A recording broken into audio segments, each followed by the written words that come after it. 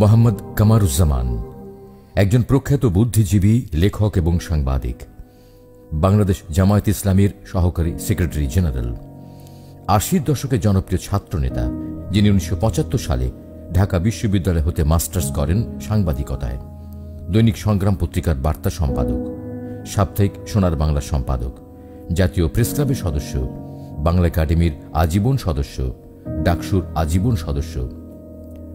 মোহাম্মদ কামারুজ্জামানের জন্ম ১৯৫২ সালে। ১৯৭১ সালে তার বয়স মাত্র ১৯ বছর। ১৯ বছরের সেই তরুণের বিরুদ্ধে স্বাধীনতা ৪০ বছর পর আগে যা কখনো শোনা যায়নি এমন সদ্য গজিয়ে ওঠা কিছু অভিযোগের ভিত্তিতে বাংলাদেশের আন্তর্জাতিক অপরাধ ট্রাইব্যুনাল তাকে গ্রেপ্তার দেখায়। করা হয় একের পর এক অভিযোগ। এর মধ্যে আসুন দেখি কি বলা ছিল ৩ নম্বর অভিযোগে এবং এই অভিযোগের বিচার প্রক্রিয়াই বা কেমন ছিল।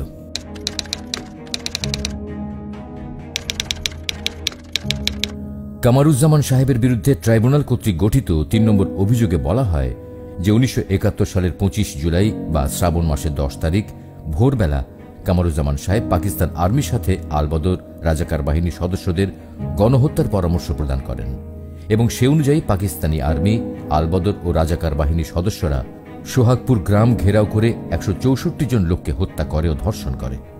এই অভিযোগে ট্রাইব্যুনাল জনাব কামারুজ্জামানকে ফাঁসির দণ্ডাদেশ প্রদান করেন এবং আপিল বিভাগও অধিকাংশের মতামতের ভিত্তিতে সেই রায় বহাল রাখেন। এই চার্জে ৩ জন মহিলা ক্যামেরা ট্রায়ালে সাক্ষ্য প্রদান করেন, যেখানে বিচারক, প্রসিকিউশন ও আসামি পক্ষের নির্দিষ্ট আইনজীবী ছাড়া অন্য কেউ আদালত কক্ষে উপস্থিত ছিল না। ট্রাইব্যুনালে এসে তারা বলেন যে তাদেরকে ধর্ষণ করা হয় এবং সেখানে কামারুজ্জামান উপস্থিত ছিলেন। অন্যদিকে তদন্তকারী কর্মকর্তার কাছে প্রদত্ত জবানবন্দিতে ঘটনার সময় কামারুজ্জামানের উপস্থিতি সম্পর্কে তারা কিছুই বলেননি। এমনকি কামারুজ্জামান সাহেবের বিরুদ্ধে গঠিত অভিযোগেও বলা হয়নি যে তিনি ঘটনার সময় ওই গ্রামে অর্থাৎ সোহাগপুরে উপস্থিত ছিলেন। আরও গুরুত্বপূর্ণ ব্যাপার হচ্ছে, সাক্ষীদের কেউই বলেননি যে কামারুজ্জামান সাহেব কোথায়, কখন, কাকে এই গণহত্যার নির্দেশ দেন। এই মামলায় ১০ জন সাক্ষী ট্রাইব্যুনালে সাক্ষ্য দেওয়ার পর নতুন করে এই ৩ জন মহিলাকে অতিরিক্ত সাক্ষী হিসেবে প্রসিকিউশন আদালতে উপস্থাপন করে। মূল সাক্ষীর তালিকার ৪৬ জনের মধ্যে তাদের নাম ছিল না। ট্রাইব্যুনালে প্রদত্ত সাক্ষ্যে ভিকটিম বলে দাবিকৃত ৪ জন সাক্ষীর সবাই স্বীকার করেছেন যে তারা জনাব কামারুজ্জামানকে স্বাধীনতা যুদ্ধের পর থেকে চেনেন। ১০ নম্বর সাক্ষী জালাল উদ্দিন তার জবানবন্দিতে বলেন, এই কামারুজ্জামান সাহেবকে ৭১-এর পর অনেক দেখেছি। পরবর্তীতে জেরায় এসে তিনি আরও স্পষ্ট করে বলেন, স্বাধীনতার অনেক পরে একদিন শেরপুর শহরে ডাকবাংলার কাছে কামারুজ্জামান সাহেবকে তাদের দলীয় একটি মিটিংয়ে প্রথম দেখি। কামারুজ্জামান সাহেবকে চেনার বিষয়ে ১১ নম্বর সাক্ষী হাসেন বানুকে জিজ্ঞাসা করা হয়। প্রশ্ন, ডকে শনাক্তকৃত আসামিকে আপনি কবে থেকে চেনেন? উত্তরে তিনি বলেন, দেশ স্বাধীন হলে আমরা মুরব্বীদের কাছে শুনেছি যে ডকে থাকা আসামি বড় নেতা ছিলেন এবং স্বাধীনতার পর তিনি শেরপুরে ধরা পড়েছেন। এই সাক্ষী সরাসরি কোনো উত্তর দেননি এবং তার উত্তর পড়লে দেখা যায় তিনি আদৌ কামারুজ্জামানকে চেনেন না। মুরব্বীদের কাছ থেকে তারা শুনেছেন মাত্র। দেশ স্বাধীন হওয়ার পর ১২ নম্বর সাক্ষী হাফিজা বেওয়া কামারুজ্জামান সাহেবকে সর্বপ্রথম টিভিতে দেখেছেন। আসামি পক্ষের জেরায় তিনি বলেন, দেশ স্বাধীন হওয়ার পর থেকে কামারুজ্জামানকে চিনি। দেশ স্বাধীন হওয়ার পর আমি টিভিতে কামারুজ্জামানকে দেখেছি। তাহলে তার স্বামী হত্যা ও তার ধর্ষণের দায় কামারুজ্জামানের উপর বর্তাবে কেন? হাফিজা বেওয়া বলেন, কামারুজ্জামানের নাম মুরব্বীদের কাছ থেকে শুনেছি। কারা এই মুরব্বী? তিনি কোনো মুরব্বীর নাম নির্দিষ্ট করে বলেননি। এই মুরব্বী কি বর্তমান সরকারের কর্তা ব্যক্তিরা, না প্রসিকিউটর ও তদন্তকারী কর্মকর্তা? সবচেয়ে বড় মজার বিষয় হল, করফুলি বেওয়া অত্যন্ত পরিষ্কারভাবে বলেছেন যে কামারুজ্জামানকে স্বাধীনতা যুদ্ধের পর থেকে চেনেন। তিনি বলেন, আমি যুদ্ধের আগে থেকে কামারুজ্জামান সাহেবকে চিনি না, পরে চিনেছি। দেশ স্বাধীনের ৩ থেকে ৪ মাস পরে কামারুজ্জামান সাহেবকে চিনেছি। কামারুজ্জামান সাহেবকে চেনার প্রক্রিয়াও বেশ হাস্যকর। তিনি বলেন, আমার বাড়ির আশেপাশে দিয়ে অনেক মানুষের সামনে দিয়ে হেঁটে যায়, সেই সময় চিনেছি। অথচ এই করফুলি বেওয়া ও কামারুজ্জামান সাহেবের বাড়ি ভিন্ন থানায় এবং কামারুজ্জামান সাহেবের বাড়ি শেরপুর সদর থেকে নালিতাবাড়ি থানার সোহাগপুর প্রায় ৪০ থেকে ৪৫ কিলোমিটার দূরে।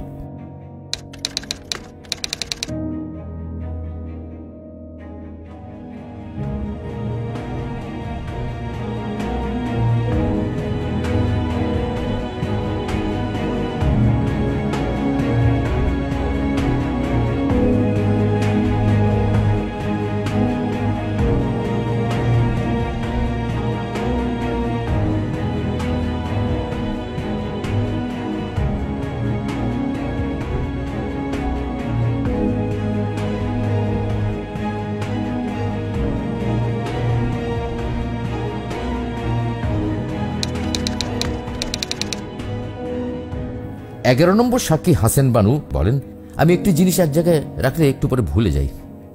তাহলে তিনি কিভাবে 43 বছর আগের একটি তারিখ মনে রাখলেন?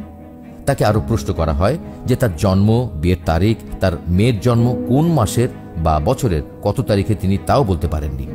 হাসেন বানু যেদিন ট্রাইব্যুনালে সাক্ষ্য দেয় তাকে সেই দিন ও তারিখের ব্যাপারে জিজ্ঞাসা করা হলে তিনি বলেন, আজকে কোন মাসের কত তারিখ, কোন বার আমি বলতে পারবো না। আর এই সাক্ষী তার এলাকার কোনো মুক্তিযোদ্ধার নামও বলতে পারেন না, শুধু কামরুজ্জামানকেই তিনি চেনেন। সাক্ষী তিনি বলেন, সোহাগপুর এলাকার মুক্তিযোদ্ধাদের নাম আমি বলতে পারবো না। ঘটনা সংগঠনের সময়কাল হিসেবে 12 নম্বর সাক্ষী হাফিজা বেওয়া 43 বছর পূর্বের একটি বাংলা তারিখ বললেও জবানবন্দি প্রদানের দিন, বাংলা মাসের কত তারিখ তা তিনি জানেন না। অন্যদিকে আসামি পক্ষের জেরায় তিনি বলেন, বাংলা মাসের হিসাব জানি না, আমার খেয়াল থাকে না, আজকে বাংলা মাসের কত তারিখ তাও আমি জানি না। 13 নম্বর সাক্ষী করফুলি বেওয়া বাংলা ও ইংরেজি মাসের হিসাব জানেন না স্বীকার করেও আবার তিনি 43 বছর পূর্বের একটি মাস ও তারিখের নাম ঠিকই আদালতের সামনে উপস্থাপন করেন। এর দ্বারা বোঝা যায় যে তাকে যে তারিখটা মুখস্থ করিয়ে দেওয়া হয়েছে তিনি শুধু সেটাই বলেছেন। ডিফেন্স আইনজীবী জেরায় তিনি বলেন, বাংলা ও ইংরেজি বছর, মাস, তারিখ সম্পর্কে আমার কোনো ধারণা নেই। তিনি ওই নির্দিষ্ট তারিখ ছাড়া আর কোনোদিন তারিখ বলতে পারেন না। জেরায় তিনি বলেন, আমার প্রথম বিয়ে এবং দ্বিতীয় বিয়ের দিন, তারিখ বা সাল বলতে পারবো না। মৈরমের মৃত্যুর তারিখ, মাস, সাল বলতে পারবো না। 12 নম্বর সাক্ষী হাফিজা বেওয়া দাবি করেন যে তিনি ও করফুলি একদিনে ধর্ষিত হয়েছেন। হাফিজা বলেন, সেদিন 10ই শ্রাবণ করফুলি বেওয়া, সমলা বেওয়া সহ অনেক মহিলার ইজ্জত নষ্ট করেছিল। কিন্তু 13 নম্বর সাক্ষী করফুলি বেওয়া বলেন, আমরা লাশ গোয়াল ঘরে ঢেকে রেখে নকলা চলে যাই। 3 দিন পরে আমি যখন বাড়িতে আসি তখন আমি গোয়াল ঘরে দাঁড়িয়েছিলাম, তখন পাঞ্জাবিরা আমার ইজ্জত নষ্ট করে। অন্যদিকে অভিযোগ বা চার্জ গঠনের আদেশে 25 জুলাই বা 10 শ্রাবণের উল্লিখিত ঘটনার বর্ণনার পরে নতুন কোনো তারিখের ঘটনার বর্ণনা নেই। তাহলে এখানে কার কথা বিশ্বাসযোগ্য বলে ধর্তব্য হবে? আসলে একটা বানোয়াট কথা উপস্থাপন করায় এইরকম বৈপরীত্য।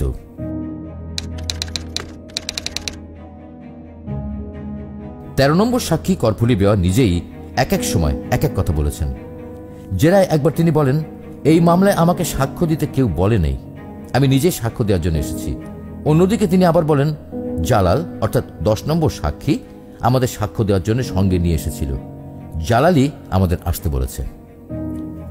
এই অভিযোগে 3 জন সাক্ষীর সাক্ষ্য একসাথে মিলিয়ে পড়লে দেখা যায় যে কতটি অসত্য কথা বলেছেন। করফুলি বেওয়া বলেন, আমার সাথে হাবি এসেছিল, আমার সাথে হাবি এবং জালাল ছাড়া কেউ আসেনি, আমরা একসাথে আছি। অপরপক্ষে 12 নম্বর সাক্ষী হাফিজা বেওয়া বলেন, আমার সঙ্গে করফুলি বেওয়া এসেছে, আমরা দুজনে এসেছি এবং একসঙ্গে আছি।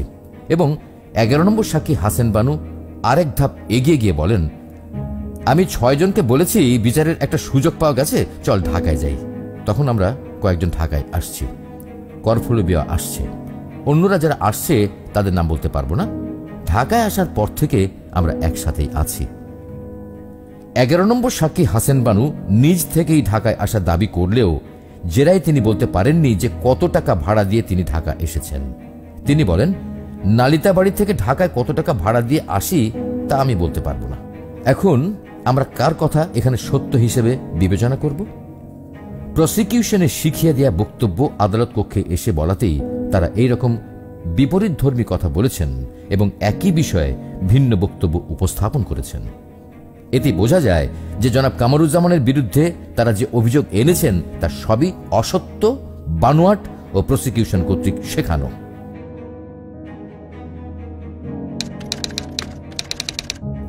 সরকারের পক্ষ থেকে বিভিন্ন সুবিধা দিয়ে এই হাসেন বানুকে ট্রাইব্যুনালে সাক্ষী দেওয়ার জন্য নিয়ে আসা হয়।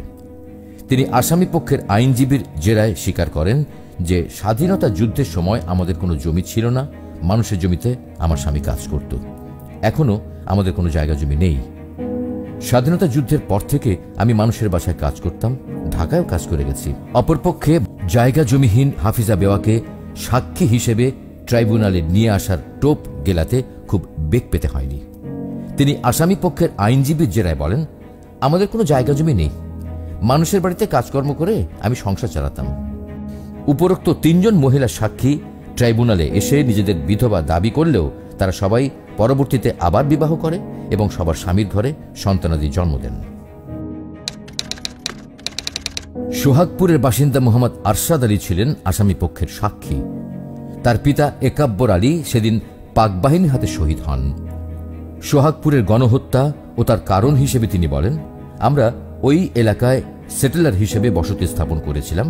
ওইখানে ভারত থেকে আগত রিফিউজিরা এবং বিভিন্ন অঞ্চল থেকে মানুষ গিয়ে সরকারি সম্পত্তি বন্দোবস্ত নিয়ে বসবাস করতাম। তখন ফৌজি চেয়ারম্যান, নজির মাস্টার, কাদির ডাক্তার, নশাগংদের সঙ্গে পূর্বদ্বন্দ্বের কারণ হিসেবে ওরা আমাদের বসতি থেকে উচ্ছেদ করতে চাইত। এরা সবাই পাক বাহিনীর দালাল ছিল। তারাই পাক বাহিনীদেরকে প্রভাবিত করে এই ঘটনা ঘটিয়েছে। তারা আমাদেরকে মুক্তিবাহিনী হিসেবে পাক বাহিনীর কাছে চিত্রিত করেছিল।